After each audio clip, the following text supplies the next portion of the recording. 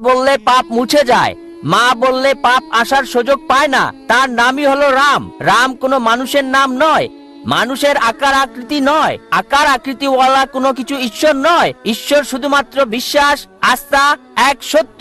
শ্রীরাম নাকি আল্লাহর নবী ছিলেন, নাউজুবিল্লাহ। এমন এক প্রশ্ন করলেন ডক্টর জাকির নায়েককে, ডক্টর জাকির নায়েক রেগে ফায়ার হয়ে গেলেন। রাম একজন ভালো মানুষ ছিল, আবার আপনি বলছেন সে অবতারও ছিল। অবতার মানে মানে খোদা কর্তৃক প্রেরিত, কিন্তু খোদা না, খোদা প্রেরিত।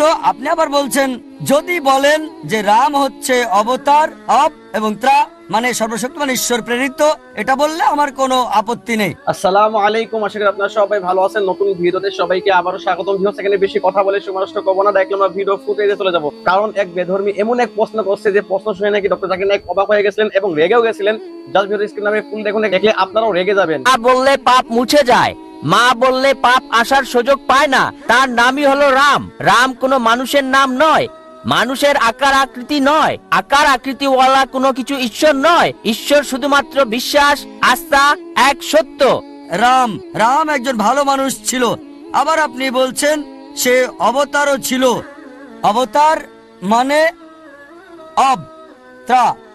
মানে খোদা কর্তৃক প্রেরিত, কিন্তু খোদা না, খোদা প্রেরিত। আপনি আবার বলছেন যদি বলেন যে রাম হচ্ছে অবতার, এবং মানে সর্বশক্তিমান ঈশ্বর প্রেরিত, এটা বললে আমার কোনো আপত্তি নেই। যদি বলেন রাম আল্লাহর নবী, হতেও পারে আবার নাও হতে পারে, কারণ আমাদের নবীজি মুহাম্মদ সাল্লাল্লাহু আলাইহি ওয়াসাল্লাম বলেছেন 1,24,000 নবী এই পৃথিবীতে এসেছেন, কোরআনে শুধু 25 জনের নাম উল্লেখ করা আছে। রাম হতে পারে ঈশ্বরের নবী, হতে পারে আবার নাও হতে পারে, নিশ্চিত বলতে পারি না। তবে রাম যদি নবী হয়েও থাকে, কৃষ্ণ যদি নবী হয়েও থাকে, তাকে পাঠানো হয়েছিল শুধু সেই সময়ের সেই লোকদের জন্য।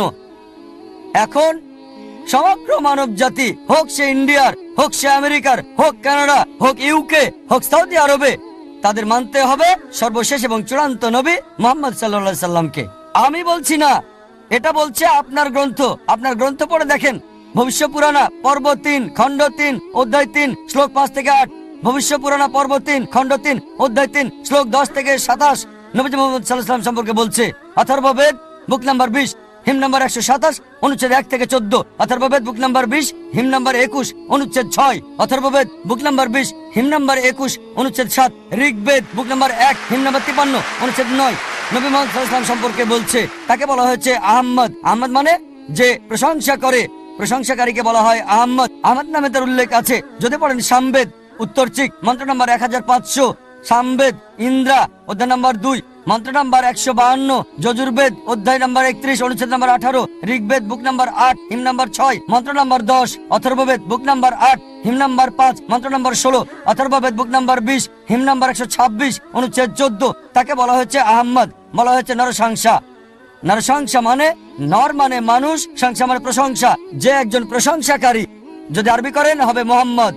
তার কথা মোহাম্মদ নামে, নরসংসা নামে অনেক জায়গায় আছে। ঋগ্বেদ বুক নাম্বার 1 হিম নাম্বার 13 মন্ত্র নাম্বার 3, ঋগ্বেদ বুক নাম্বার 1 হিম নাম্বার 18 মন্ত্র নাম্বার 9, ঋগ্বেদ বুক নাম্বার 1 হিম নাম্বার 106 মন্ত্র নাম্বার 4, ঋগ্বেদ বুক নাম্বার 1 হিম নাম্বার 142 মন্ত্র নাম্বার 3, ঋগ্বেদ বুক নাম্বার 2 হিম নাম্বার 3 মন্ত্র নাম্বার 2, ঋগ্বেদ বুক নাম্বার 5 হিম নাম্বার 5 মন্ত্র নাম্বার 2, ঋগ্বেদ বুক নাম্বার 7 হিম নাম্বার 2 মন্ত্র নাম্বার 2, যজুর্বেদ অধ্যায় 20 অনুচ্ছেদ 37, যজুর্বেদ অধ্যায় 20 অনুচ্ছেদ 57, যজুর্বেদ অধ্যায় 21 অনুচ্ছেদ 31, যজুর্বেদ অধ্যায় 21 অনুচ্ছেদ 55, যজুর্বেদ অধ্যায় 28 অনুচ্ছেদ 2, যজুর্বেদ অধ্যায় 28 অনুচ্ছেদ 19, যজুর্বেদ অধ্যায় 28 অনুচ্ছেদ 42। শুধু হিন্দু গ্রন্থ থেকেই এভাবে রেফারেন্স দিয়ে যেতে পারবো সর্বশেষ এবং চূড়ান্ত নবী মুহাম্মদ সাল্লাল্লাহু আলাইহি সাল্লাম সম্পর্কে।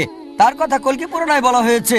কল্কি অবতার হিসেবে বলা হয়েছে তার মায়ের নাম হবে সুমতি মানে আমিনা, তার বাবার নাম হবে বিষ্ণু ইয়াস মানে আব্দুল্লাহ। তিনি জন্মগ্রহণ করবেন শান্তির স্থান সাম্বালায় মানে মক্কা। তার জন্ম হবে সাম্বালার শহরের প্রধানের পরিবারে মানে মক্কার প্রধানের ঘরে মানে কুরাইশদের প্রধান। তার 4 জন সঙ্গী থাকবে, খুলাফায়ে রাশিদিনদের কথা বলা হচ্ছে। আরো বলা যায়, যদি সত্যি আপনার গ্রন্থে বিশ্বাস করেন, আপনাকে বিশ্বাস করতে হবে সর্বশেষ এবং চূড়ান্ত নবী মুহাম্মদ সাল্লাল্লাহু আলাইহি সাল্লাম। ডক্টর জাকির নায়েকের প্রশ্নের উত্তর শুনে আপনাদের কাছে কেমন লাগলো অবশ্যই কমেন্ট করে জানাতে ভুলবেন না। আর এই টাইপের ভিডিও যদি আপনাদের কাছে পছন্দ হয়ে থাকে তাহলে এই চ্যানেলটি আপনাদের জন্য। এই জন্য চ্যানেলটিকে সাবস্ক্রাইব করে পাশে থাকা বেল আইকনটি ক্লিক করে রাখুন। দেখা হইতেছে সামনে আবার কোনো একটা ভাইরাল ভিডিওতে। সেই পর্যন্ত সবাই ভালো থাকুন।